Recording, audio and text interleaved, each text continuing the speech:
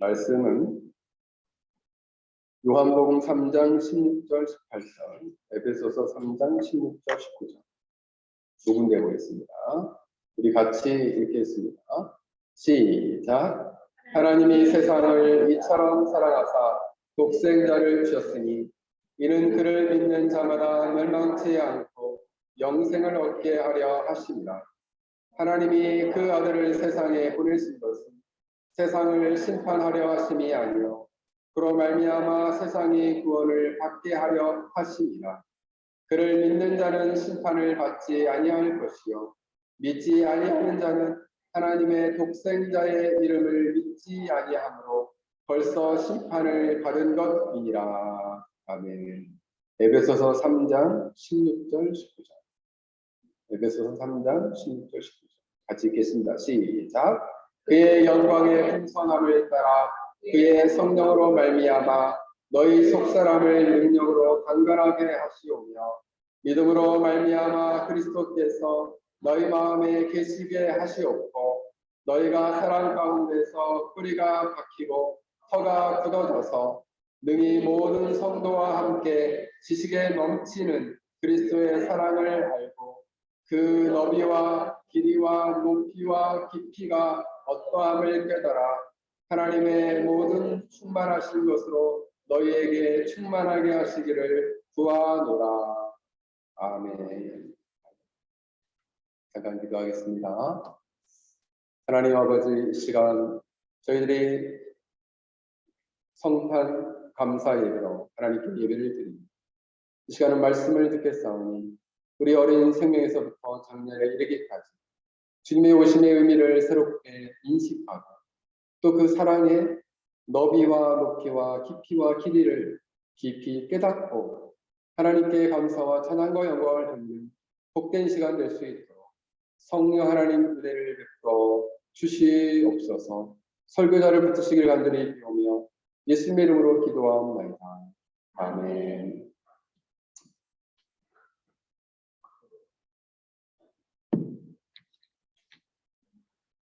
오늘은 성탄절입니다. 성탄절이면은 오늘 제목을 얘기해야겠네요. 오늘 성탄절 감사예배 설교 제목은 사람의 지식을 초월한 사랑이라는 주제를 가지고 말씀을 전하고자 합니다. 사람의 지식을 초월한 사랑. 이 본문의 말씀은 에베소서 3장 18절 말씀에 근거해서 제목을 정했습니다. 저희 아이들이 이거 꺼주세요. 네. 저희 아이들이 성탄절만 되면 항상 그랬습니다. 성탄절은 뭐 하는 날입니까? 성탄절은 뭐 하는 날입니까? 그래서 많은 사람들이 성탄절이면 아이들이 부모를 조르기 시작합니다. 엄마, 성탄절인데 뭐 없어? 성탄절인데 네가 뭐로 말하는 거야? 성탄절은 엄마가 자녀들에게 선물 주는 날 아니야? 이렇게. 왜냐하면 성탄절이면 의뢰이 어릴 적에 보면은 남자애들은 로봇, 그렇죠? 여자애들은 예쁜 바비 인형 같은 거를 선물을 달라는 거죠. 현진이 이번에 선물 받았니? 못 받았어? 다른 거 받았어. 그래서 교회에서 물어봤답니다. 우리 애들이 주일학교 때 예배를 참석했는데 그 주일학교 담당하는 목사님 물어봤어요. 성탄절 날 선물 안 받은 사람 손 들어봐. 우리 아들이 1번으로 제가 안 받았어요. 저희는 성탄절 날 선물을 사준 적이 없어요. 성탄절을 왜 네가 선물을 받아야 돼?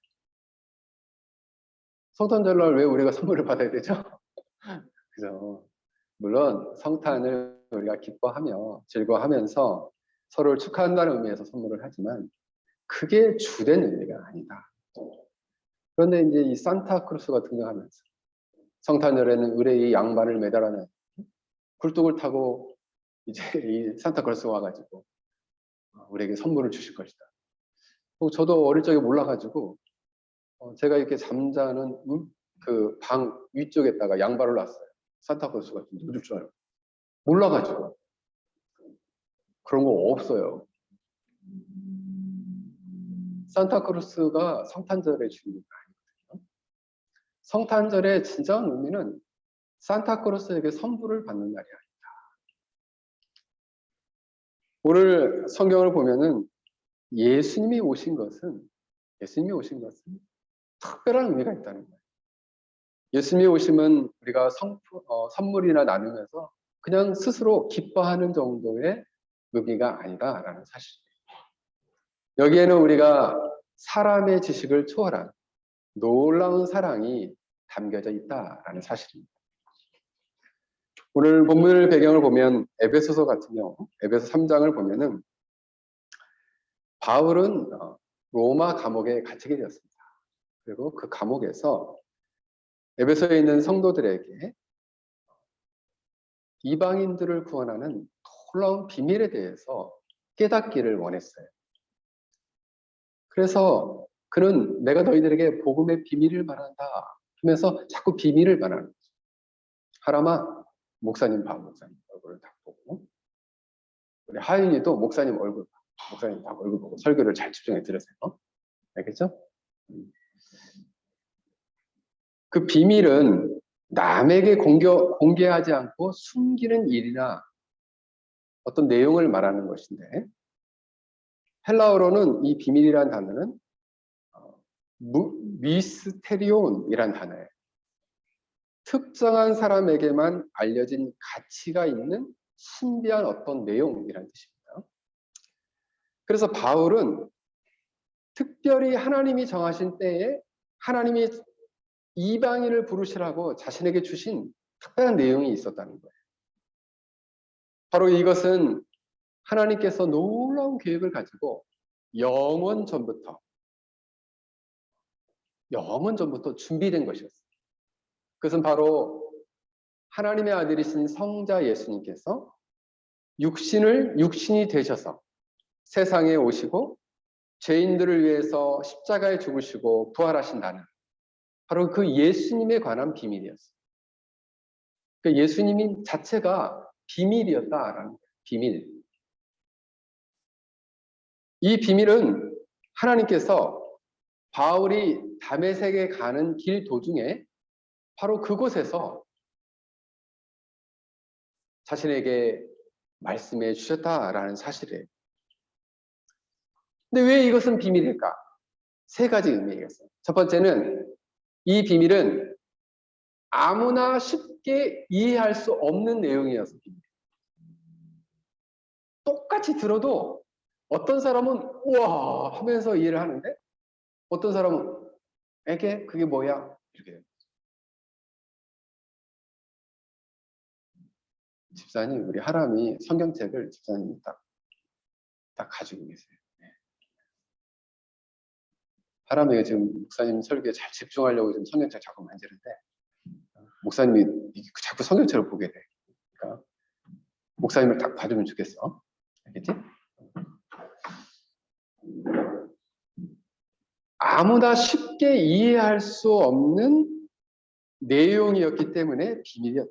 왜냐하면 이것은 사람들이 살면서 가지고 있는 지식이나 경험으로서는 그 경험을 초월하는 내용이었다. 그러니까 살면서 그래 나도 그거 경험해 본 적 있어. 그런 내용이 아니었다. 우리 주위에서 볼 수 없는 내용이었다. 볼 수 없는. 그것은 바로 뭐냐 하면 이방인들이 하나님 나라의 백성이 된다.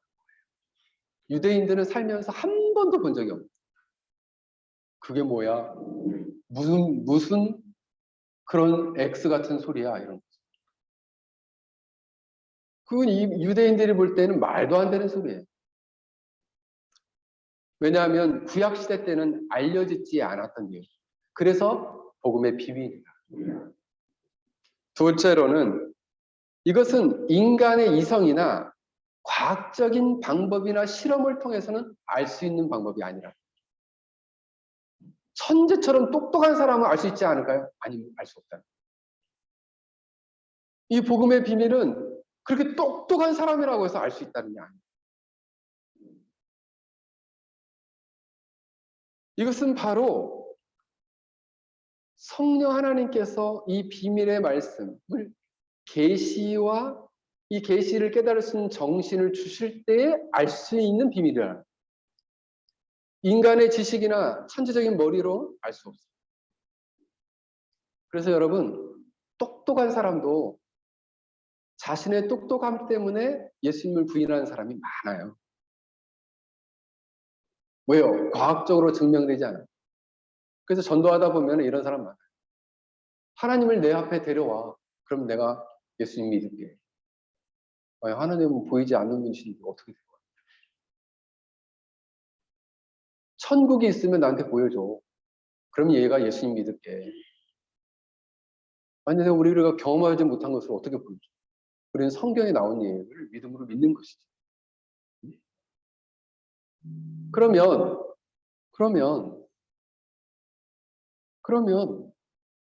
이렇게 인간의 지식을 뛰어넘고 경험을 초월한 이 사실은 하나님께서 지혜와 계시의 정선을 통해서 성령을 통해서 우리의 마음의 눈을 이렇게 활짝 열어줄 때 비로소 이거는 이 비밀은 놀라운 것이 있군요. 이 복음에는 그동안 알지 못했던 놀라운 사실이 있군요. 라는 것을 알게 됩니다.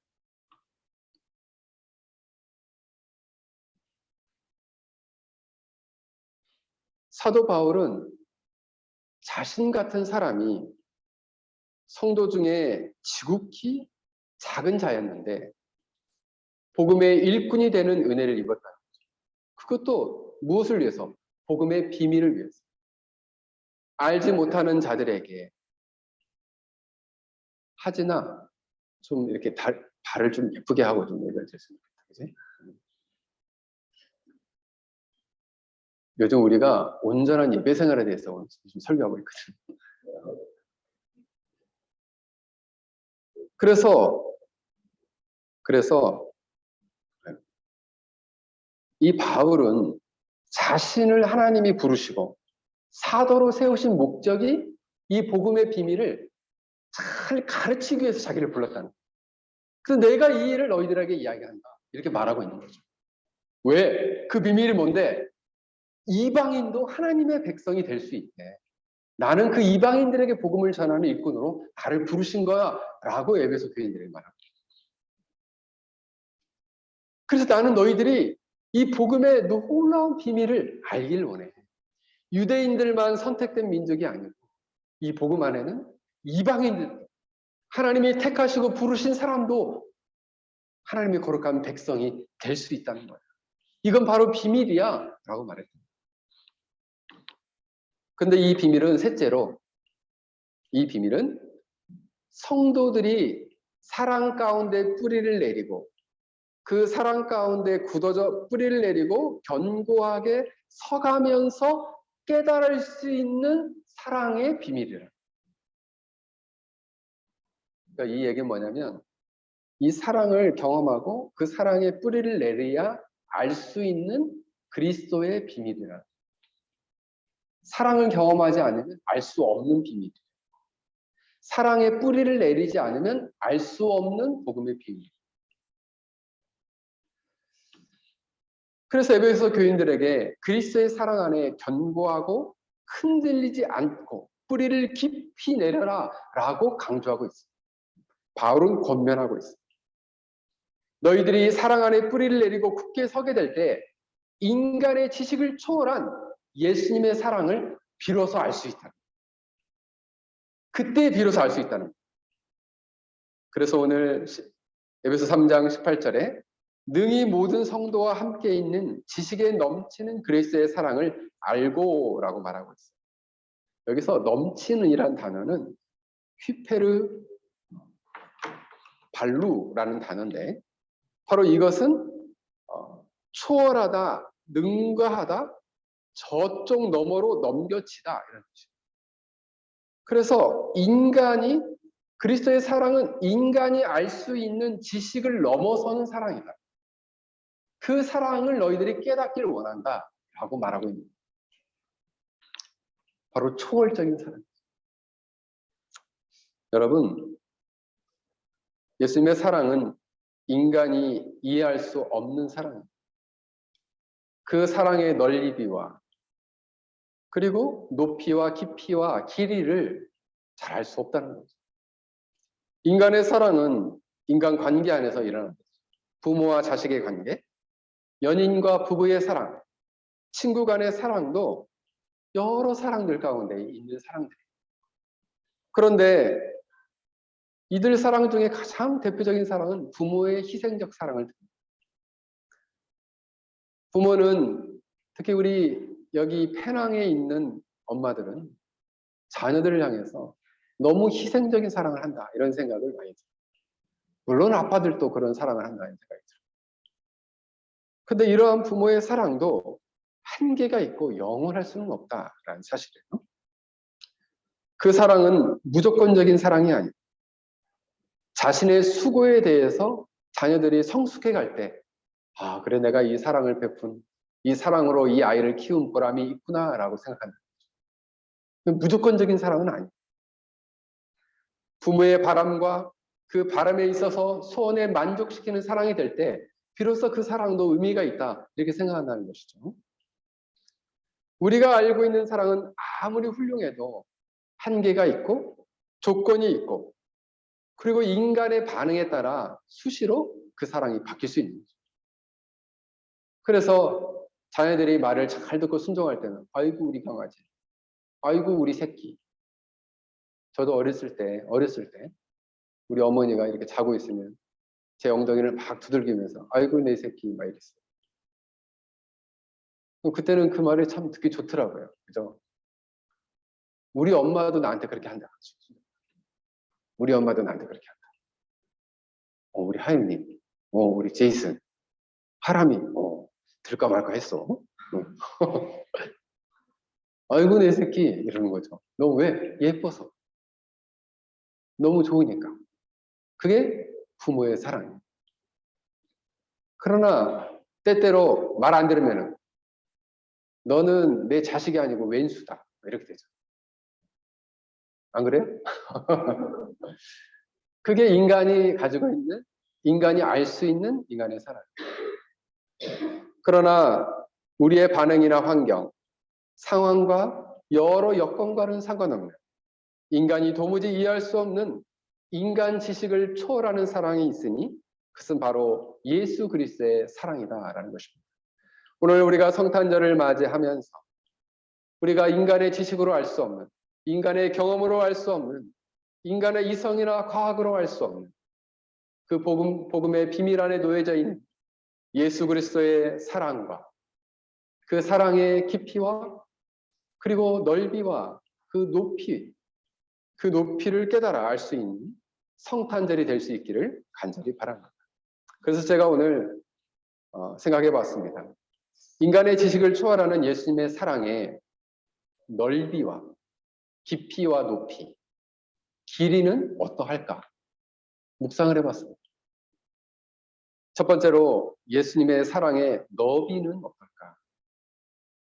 요한복음 3장 16절에 하나님이 세상을 이처럼 사랑하사 독생자를 주셨으니 이는 그를 믿는 자마다 멸망치 않고 영생을 얻게 하려 하심이라. 아, 예수님의 사랑의 너비는 세상이구나.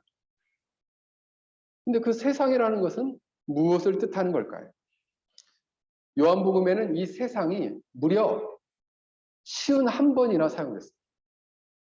이 세상의 의미는 크게 6가지로 말할 수 있습니다. 이 6가지 중에 오늘 성경 요한복음 3장 16절에는 한 가지예요. 여러분이 한번 잘 맞춰보세요. 첫 번째는 이 세상은 하나님께서 만드신 우주 만물을 세상이라고 합니다. 우주 전체. 이것은 사도행전 17장 24절에 나오는 바로 그 세상은 우주 전체의 세상을 말하고 있습니다. 우주도 크게 2가지예요. 좁은 의미의 우주는 지구 대기권 밖에 있는 검은 공간을 우주라고 합니다. 넓은 의미의 우주는 세상, 모든 사물이 존재하는 공간, 세상이 존재하는 모든 것, 그래서 그 범위를 형언할 수 없는 곳을 바로 우주다, 이렇게 이야기한다는 거예요. 그리고 그게 바로 세상이다.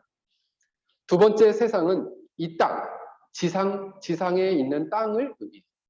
이것은 요한복음 13장 1절에 말씀하고 있습니다.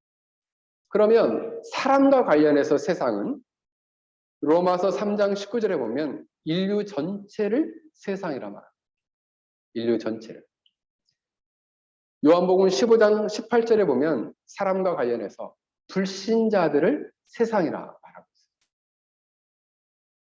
그러나 오늘 본문 요한복음 1장 29절, 요한복음 3장 16절에서 17절, 6장 33절, 12장 47절, 고린도전서 4장 9절, 고린도후서 5장 19절은 바로 예수님께서 이 세상을 뭐라 말씀하시느냐? 이것을 신자들만을 가르치는 세상을 말하고 있습니다. 로마서 11장 12절에는 유대인들과 대척관계에 있는 이방인들을 세상이라고 했습니다. 세상이 이 6가지가 있어요. 그런데 오늘 요한복음 3장 16절에 나오는 세상은 신자들만을 가르친다. 결국 세상에 있는 하나님의 백성, 예수님의 자기 백성들이 바로 세상이다.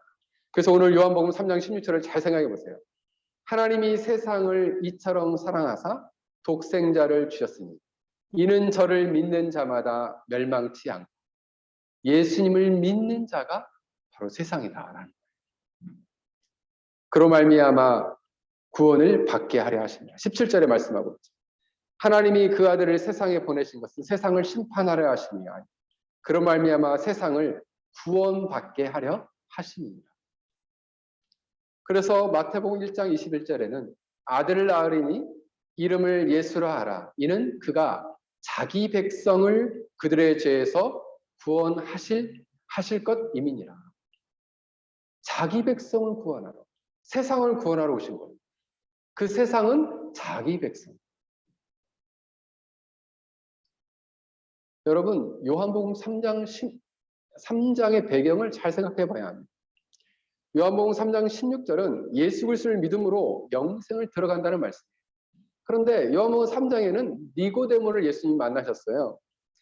그리고 예수님과 니고데모는 하나님 나라에 들어가는 그 내용을 가지고 대화를 하고 있어요.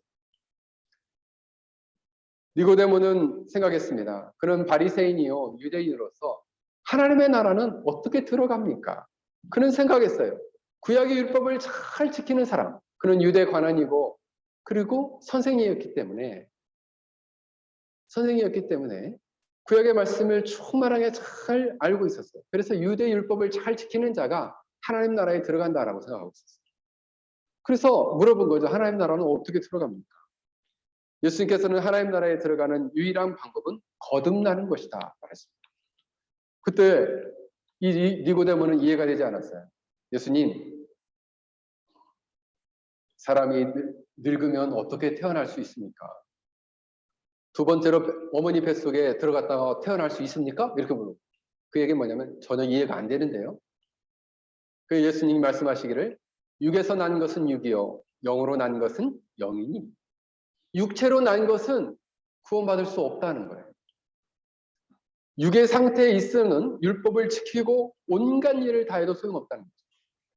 영으로 난 것, 즉 성령 하나님으로 말미암아 영혼이 새롭게 태어날 때에 하나님 나라에 들어가는 영생을 얻게 된다라는 것이죠.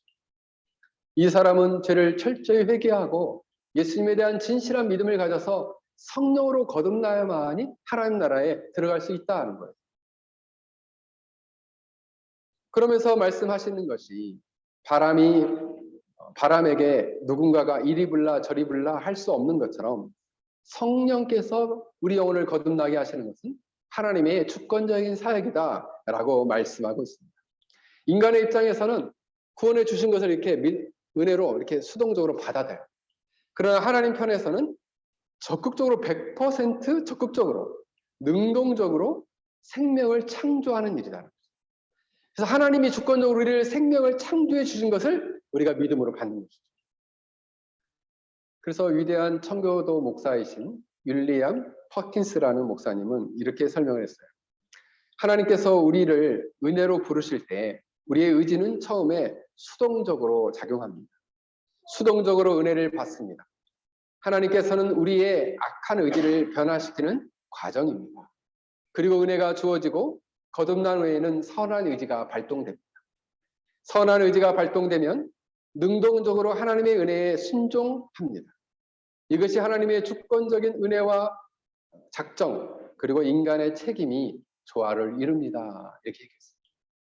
그러니까 우리가 구원받는 것은 하나님의 주권적 작정에 의해서 우리에게 하나님이 특별하게 은혜를 베푸신 것이고 우리는 믿음으로 이것을 수동적으로 수용한 결과이다라는 것이에요.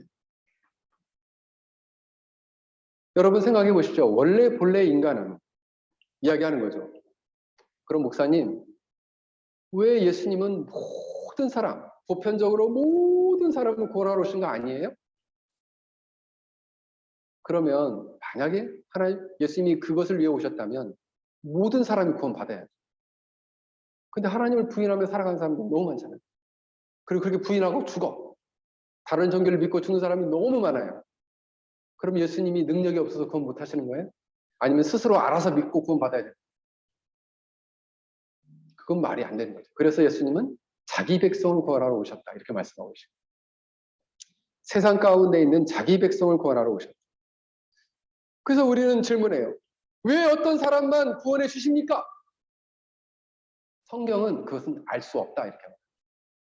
그러면서 하신 말씀이 로마서 9장 21절에 토기장이가 진흙 한 덩이를 하나는 귀 쓸 그릇으로 하나는 천이 쓸 그릇을 만들 권한이 없느냐.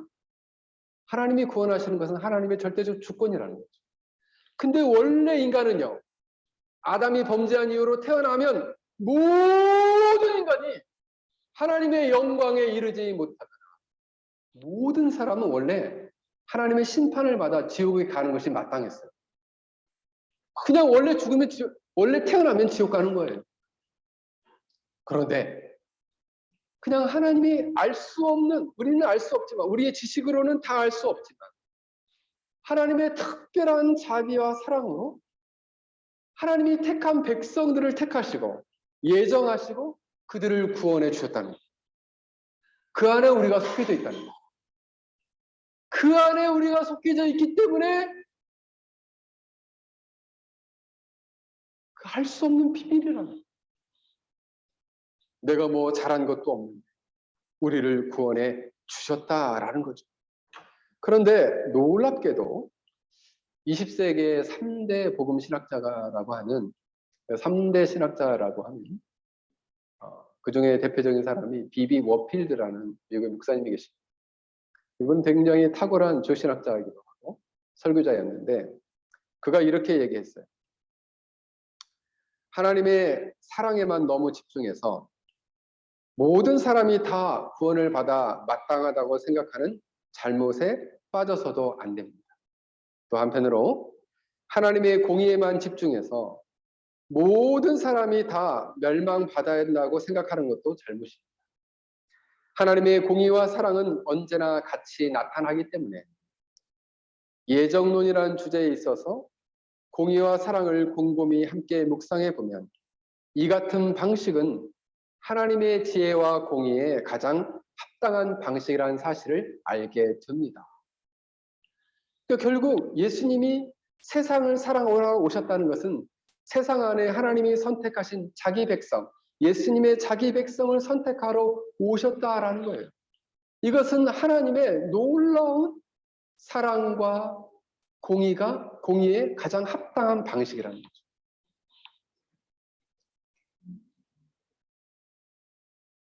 본래 인간은 모든 죽은 상태에 있어서 영적으로 태어나지 않는 한 하나님 나라에 들어갈 수 없었습니다. 그럼에도 불구하고 하나님은 이 세상을 사랑하셨다. 그 얘기는 뭐냐면 모든 사람이 지옥을 향해 달려가는데 그 중에 하나님께서는 특별하게 하나님의 백성들을 사랑하셨다라는 뜻입니다.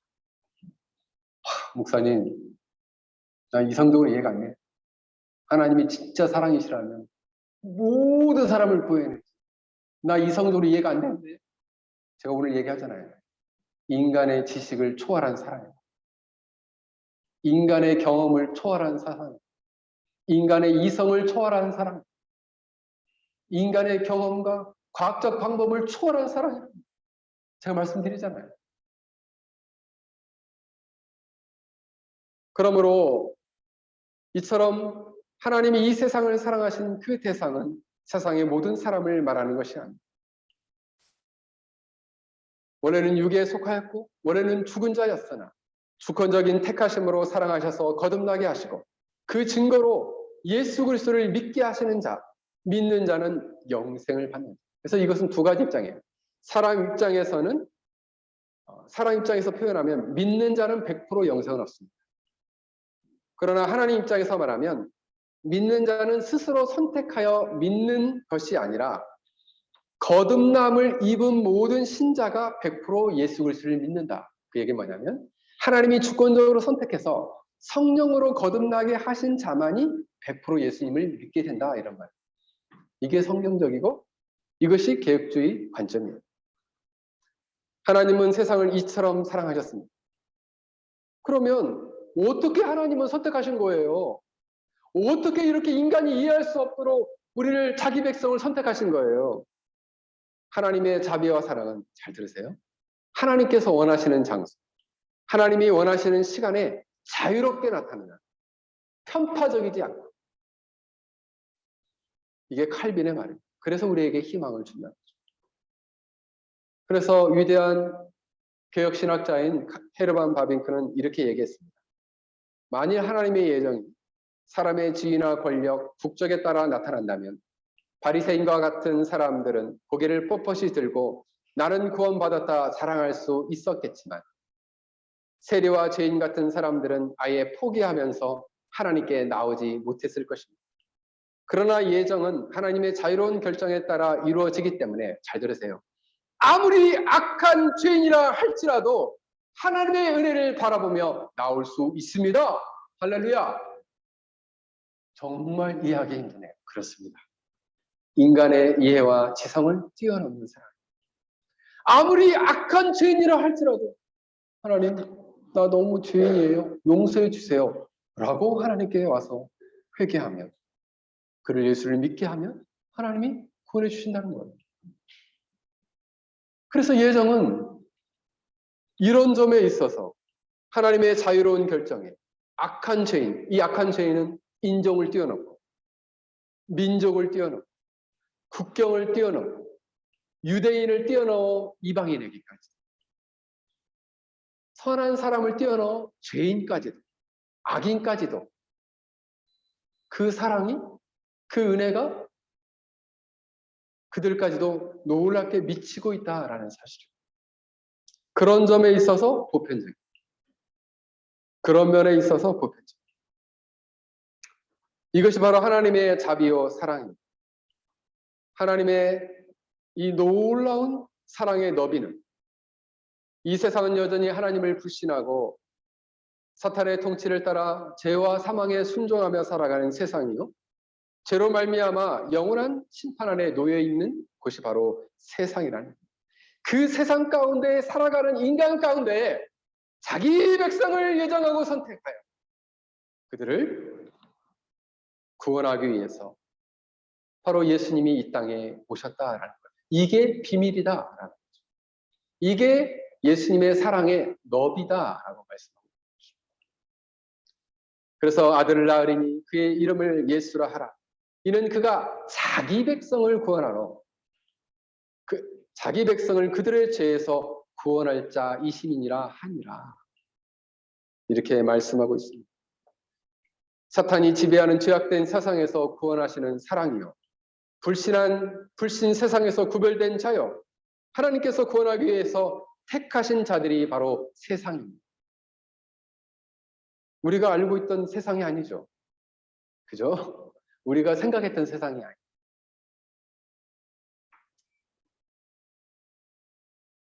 하나님께서 구원하시기 위해 택한 세상은 모든 인류를 포함하지 않지만 그럼에도 보편적이에요. 유대인이 아니지만 이방인이라 할지라도, 부자가 아니고 가난한 사람이라 할지라도, 지위가 높은 사람이 아니고 그리고 지위가 낮고 천한 사람이라 할지라도 그거는 상관없이 하나님은 택하시고 자비롭게 그들을 구원해 주셨다라는 사실입니다. 이것이 얼마나 우리에게 큰 위로를 주는지 모르겠습니다. 사랑하는 성도 여러분, 우리가 예수님 오시는 성탄을 맞이하면서 이렇게 인간의 상상을 뛰어넘는, 인간의 지식과 이성을 뛰어넘는 초월적인 예수님의 사랑의 넓이를 깨닫는 복된 이 시간이 되기를 주의 이름으로 간절히 축원합니다. 그러면 목사님, 두 번째로 예수님의 사랑의 높이와 깊이는 어떨까요? 빌립보서 2장 5절에 보면 너희는 이 마음을 품으라 곧 그리스도 예수의 마음이니 그는 근본 하나님의 본체이시나 하나님의 동등될 것을 취할 것으로 여기지 아니하시고 오히려 자기를 비워 종의 형체를 가지사 사람과 같이 되셨고 사랑의 모양으로 나타나셨으니 그를 낮추시고 자기를 낮추시고 죽기까지 복종하셨으니 곧 십자가에 죽으십니다. 여러분, 사랑의 모양으로 나타나서 자기를 낮추셨다. 예수님의 사랑의 높이는 낮아지십니다. 그랬는데 10절에 보면 하늘에 있는 자나 땅에 있는 자들과 땅 아래에 있는 자들로 모두 무릎을 예수 이름에 꿇게 하시고 모든 입으로 예수를 주로 시인하여 하나님 아버지께 영광을 돌리게 하셨는데 다시 높이셨어요. 그 예수님의 사랑은 낮아지시고 또 높아지셨어요. 그 높이가. 그럼 낮아지신 것은 어디까지 낮아지셨는가? 이 땅에 비천하게 오셨죠. 예수님은 천한 몸을 입고 오셔서 병든 자를 고쳐주시고 귀신을 내쫓아 주시고 그리고 저들을 구원하기 위해서 저 십자가에 고난 받으시고 죽기까지 순종하셨다라는 사실이에요. 그래서 그러면 예수님의 사랑의 깊이는 어떠합니까? 그래서 어떤 신학자가 이렇게 얘기를 했어요. 예수님의 사랑의 깊이는 자신이 십자가에서 당하신 고통의 깊이만큼 깊었다. 이렇게 표현했어요. 그 예수님의 사랑은 내가 어떠한 고통을 당하더라도 너희들을 구원하고자 하는 사랑이 깊었다는 거죠. 그만큼 고통 당하신 만큼 그 사랑이 깊었다.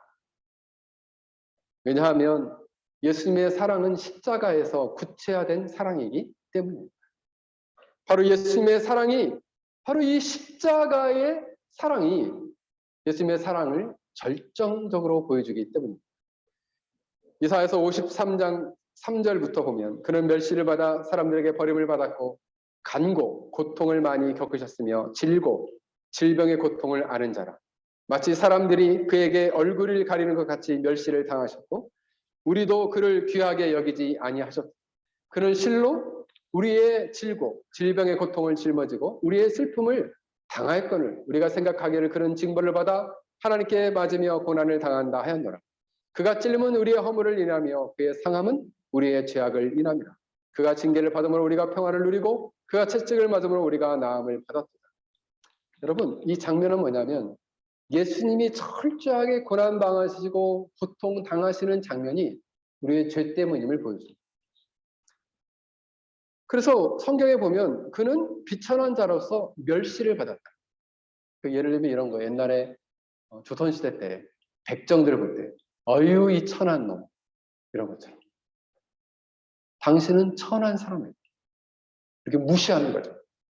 그리고 멸시하는 거예요. 멸시의 눈초리로 어유 이 천한 놈 하고 바라보는 거죠. 누구를? 예수님은. 예수님은 고운 순과 같이 흠모할 만한 순이 없다. 그 모습이 없었다는 거예요. 그렇게 멸시를 당하셨어요. 질병의 고통을 짊어지셨다. 슬픔을 당하셨다는 거죠. 그래서 많은 간고라는 말은 많은 고통과 아픔과 고통을 겪으셨어요. 그리고 사람들의 미움을 받으셨어요. 그런데 사람들은 뒤에서 계속 욕했어요. 하나님께 벌 받아서 저래 라고 멸시했다는 거예요. 그런데 예수님의 고통은 우리의 반역과 허물 때문이었고 예수님의 상처는 우리의 죄악 때문이었습니다. 사랑하는 성도 여러분, 예수님이처럼 비참하게 고통을 받으신 것은 나 자신 사랑이요 깊이를 알 수 없는 사랑이었다라는 것이죠. 20세기에 뛰어난 목사님 중에 한 분이 존 스토트라는 목사님이 계십니다.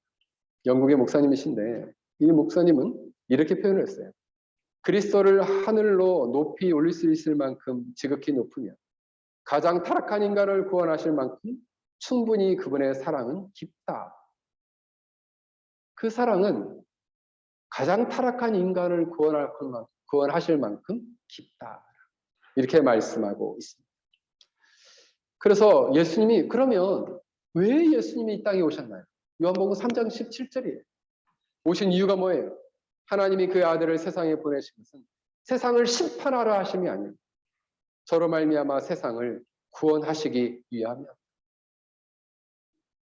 사랑하는 성도 여러분, 예수님의 인생의 첫 번째 부분과 끝을 한번 생각해 보세요. 두 가지로 얘기할 수 있어요. 첫 번째는 상징하는 게 뭐예요? 마구간. 두 번째는 십자가. 마구간 십자가, 이게 예수님의 삶을 상징해요. 마구간은 뭘까요? 그냥 마구간 그림을 보니까 너무 멋지고 예쁘던데요. 그림에서만. 여러분, 소와 양, 그리고 특히 냄새가 많이 나는 동물 중에 뭐냐면 돼지, 닭똥 냄새 나잖아요. 여름날에 닭똥 냄새는 미친다. 똥이 범벅이에요. 거기에서 앉아봐라. 어떻게 앉아요? 너무 더러워서. 중무장을 하지 않으면 못 앉아요. 너무 더러워서.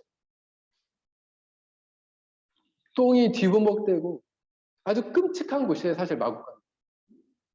냄새 옛날같이 여물같이 막 이 똥과 여물이 막 이렇게 범벅되면은 냄새가 막 거기에 막 대소변이 가득 차 있으니까 그 냄새가 풀풀 풍기는 데서 애를 낳아서 구유를 닦아대지만 이 말과 소를 주는 그 여물통에 예수님을 누이셨는데 그 모습이 와 멋지다 그럴까요?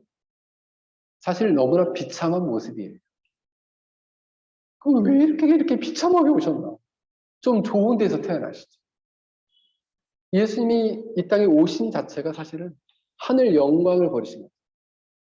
하나님의 아들이시고 신성을 가지신 제2의 하나님이신데 성자 하나님이신데 인간이 되셨어요. 참 하나님이셨는데 참 사람이 되셔서 이 땅에 오셨다는 거예요. 그것 자체가 그 예수님이 겪으셨을 그 고통은 쉽지 않았을 것이다. 그리고 예수님의 마지막은 뭐예요? 사형 틀이에요. 고문의 틀. 비참하게 태어난 마구간. 마지막 죽음은 십자가. 그게 무엇을 보여줄까요? 그것이 바로 예수님의 사랑의 높이와 예수님의 사랑의 깊이를 보여줍니다. 마구간은 예수님의 사랑의 높이. 저 십자가는 예수님의 사랑의 깊이를 보여주는 것이다. 사랑하는 성도 여러분, 예수님은 왜 이렇게까지 하셨을까요? 왜 이렇게까지 마구간에 태어나셨을까요? 왜 그렇게까지 저 십자가에 죽으셨고 고통당하셨을까요? 바로 요한복음 3장 17절. 바로 자기 백성을 구원하기 위해서, 세상을 구원하기 위해서 예수님이 이 땅에 오셨다. 심판하게 오신 게 아니에요. 세상을 구원하러 오셨다. 이렇게 말씀하고 있는 것입니다. 정말 목사님 이해가 안 되네요. 그렇습니다. 인간의 이해를 인간의 지성을 초월하는 사람. 세 번째로 예수님의 사랑의 길이. 예수님의 사랑은 길이는 얼마나 길까요? 이 세 사람들이 생각하는 세상의 시간을 넘어 계속될 만큼 예수님의 사랑은 영원하다. 히브리서 13장 8절에 보면 예수 그리스도는 어제나 오늘이나 영원토록 동일하시니라. 이렇게 말씀하고 있습니다.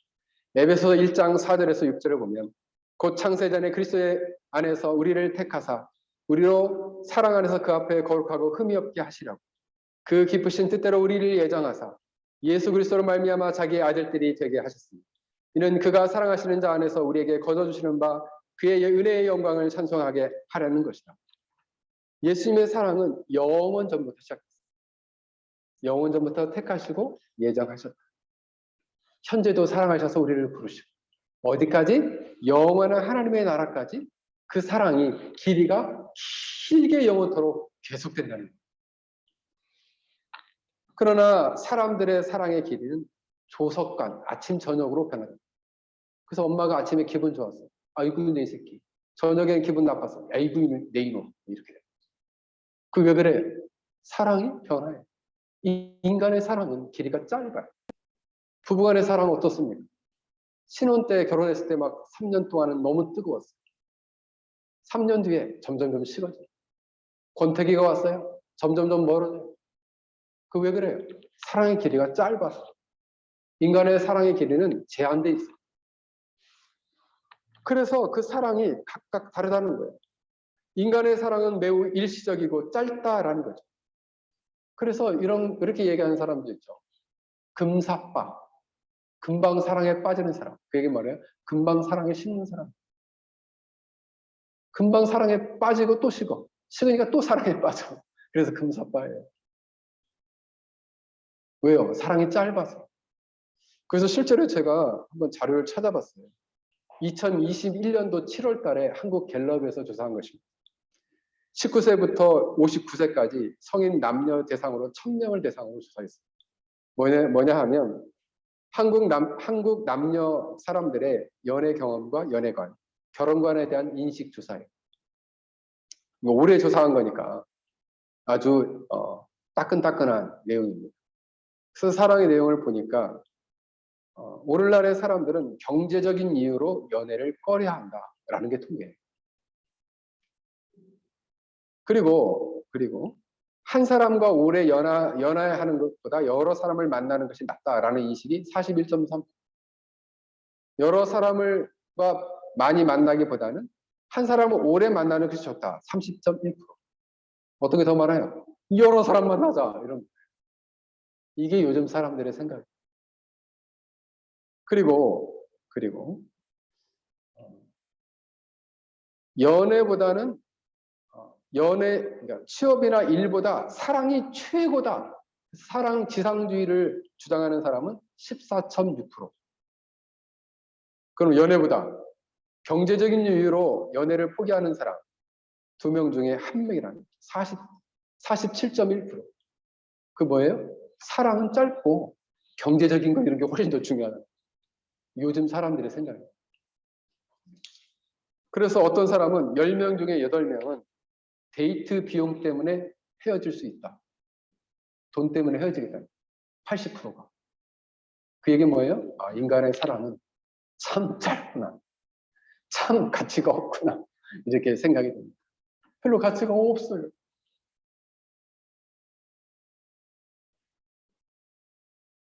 예전에는 돈이 없어도 그래서 조사를 해봤어요. 돈이 없어도 사랑만 있으면 결혼할 수 있다. 16.9%. 그런데 20세한테 물었더니 결혼 안 한 사람들은 사랑만 있어도 돈이 없어도 결혼할 수 있다. 11.1%. 10명 중에 1명밖에 안 돼. 결혼 후에 성격 안 맞으면 이혼할 수 있다. 46.4%. 미혼 남녀는 55.5%. 뭐예요? 사랑 식으면 이혼할 거예요. 55.5%. 결혼 후에도 절대 사랑은 식지 않고 변하지 않겠습니다. 17.4%. 생각보다 적죠. 생각보다 적죠. 여러분, 이렇게 인간의 사랑은 쉽게 시들고 헤어지고 이별하고 변하게 됩니다. 왜냐하면 인간의 사랑은 일시적입니다.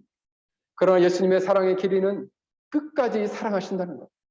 요한복음 13장 1절에 6월절에 예수께서 자기가 세상을 떠나 아버지께로 돌아가실 때가 이른 줄 아시고, 잘 들으세요. 세상에 있는 자기 사람들을 사랑하시되 끝까지 사랑하시죠. 자, 세상을 사랑하실 때, 세상에 있는 자기 사람들을 사랑하실 때 끝까지 사랑하신다. 뭐예요? 예수님의 사랑이 끝까지 사랑하십니다. 한 번 택하면 영원히 사랑하십니다. 할렐루야! 아멘. 사랑하는 성도 여러분, 이처럼 우리가 성탄절을 맞이하면서 이렇게 사랑을 받은 자로서 우리가 예수님의 사랑의 넓이와 높이와 깊이, 그리고 이 길이를 오늘 이 시간 생각해 보았습니다. 우리가 그 사랑을 경험한 자로서 에베소 5장 1절과 2절 말씀처럼 사랑받은 자녀들이 같이 우리가 너희는 하나님을 본받은 자가 되고 그리스도께서 너희를 사랑하신 것 같이 너희도 사랑 가운데 행하라. 이러한 성탄절이 되시기를 주의 이름으로 간절히 축원합니다. 우리 함께 같이 기도하겠습니다. 오늘 말씀을 생각하며 우리 함께 같이 기도하겠습니다.